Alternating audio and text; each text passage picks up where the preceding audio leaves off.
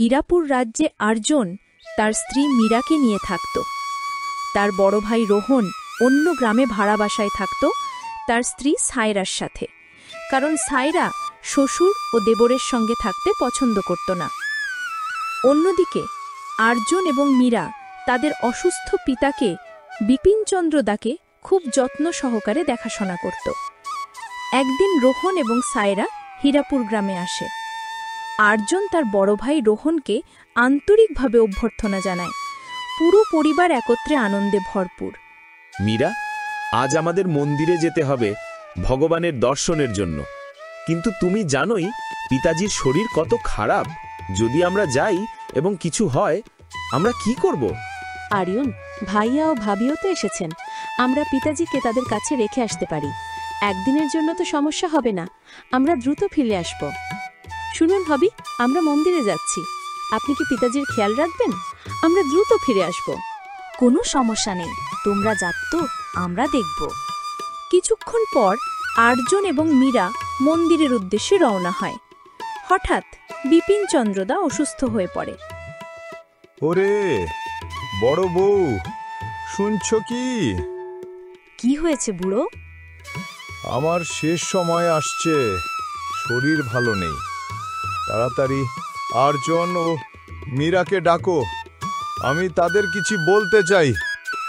ঠিক সময়ে এসেছে, সব সম্পত্তি আমাদের দখলে নেওয়ার, আমরা সব পাব। সায়রা রোহনকে সব বলে দেয়। হ্যাঁ ছেলে, আমি আমার ধন সম্ভারের কথা বলবো। ডেকে আনো আর্জুন ও মীরাকে। পিতাজি, খুঁজেছি কিন্তু কোথাও নেই। আপনি আমাদেরই বলে দিন, আমরা জানিয়ে দেব। আমি এবং তোমাদের মা এই ধন মাটির হাঁড়িতে লুকিয়েছি, যাতে কেউ চুরি করতে না পারে। ওহ বুড়ো, ঠিক আছে, আমরা খুঁজে বের করব। বিপিনচন্দ্রদা মৃত্যুবরণ করেন। আপনি যেন আর্জনকে কিছু না বলেন, আমি বললে তাই হবে। আমি কি সত্যিই কিছু বলবো না? ঠিক তাই করবে। কিন্তু কিভাবে খুঁজবো? আর আর্জুন থাকলে সব জানতে পারে। চিন্তা করো না, আমার পরিকল্পনা অনুসরণ করো। বাহ, সত্যি তোমার বুদ্ধি অসাধারণ। আর্জুন ও মীরা মন্দির থেকে ফিরে আসে। পিতাজি কেন চলে গেলেন? আমাদের কি হবে? পিতাজি, জেগে উঠুন। ভাই, এসব কখন হলো? তোমাদের আসার 10 মিনিট আগে, তারপর চলে গেলেন।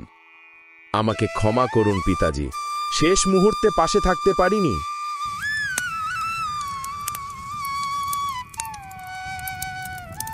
দুই ভাই মিলে শেষকৃত্য সম্পন্ন করে।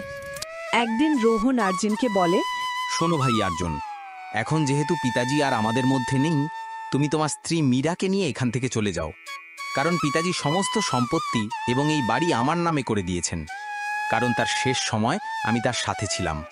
এখন তুমি এই বাড়িতে থাকতে পারবে না। ওরে ভাইয়া, আপনি এসব কি বলছেন? পিতাজি আমার সাথে কখনো এমন করতে পারেন না। তিনি তো আমাকে খুব ভালোবাসতেন। দেবরজি, এমন নয়, আপনার ভাই একদম সত্যি বলছেন। পিতাজি বলছিলেন আর্জুনের আমার কোনো চিন্তাই নেই। এমন অসুস্থ হয়েও সে আমাকে ফেলে চলে গেছে। আমরা শেষ সময় পিতাজির সাথে ছিলাম, আমরা তার সেবা করেছি। এই কারণেই তিনি সমস্ত সম্পত্তি আমাদের নামে করে দিয়েছেন। না ভাবি, এটা ভুল। পিতাজি আমার সাথে কখনো এমন করতে পারেন না। আর্জুন, আমি জানতাম তুমি আমাদের কথায় বিশ্বাস করবে না, তাই আমি গ্রামের প্রধানকে ডেকেছি। এখন তিনিই সিদ্ধান্ত নেবেন। কিছুক্ষণের মধ্যে প্রধান আসেন এবং পিতাজির লেখা চিঠি পড়েন। চিঠিতে লেখা ছিল যে তার মৃত্যুর পর সমস্ত সম্পত্তি বড় ছেলে রোহনের হবে এবং ছোট ছেলের নামে শুধু গ্রামের বাইরে পাহাড়ের নিচে থাকা একটি ভাঙা কুঁড়ে ঘর এবং কিছু জমি থাকবে। আর্জুন, এই কাগজে যা লেখা আছে তা তোমার পিতাজি নিজে লিখেছেন এবং আঙ্গুলের ছাপ দিয়েছেন, তাই আমি কিছু করতে পারবো না। প্রধানজি, এখন আপনি আর্জুনকে স্পষ্ট করে বলুন যে সে যেন তার স্ত্রীকে নিয়ে এখান থেকে চলে যায়।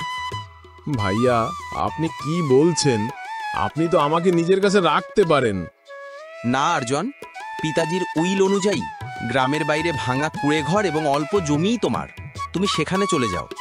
কিন্তু সেই কুঁড়েঘর তো পুরোপুরি ভেঙে পড়েছে, আমরা সেখানে কিভাবে থাকব? এতে দোষ কোথায়?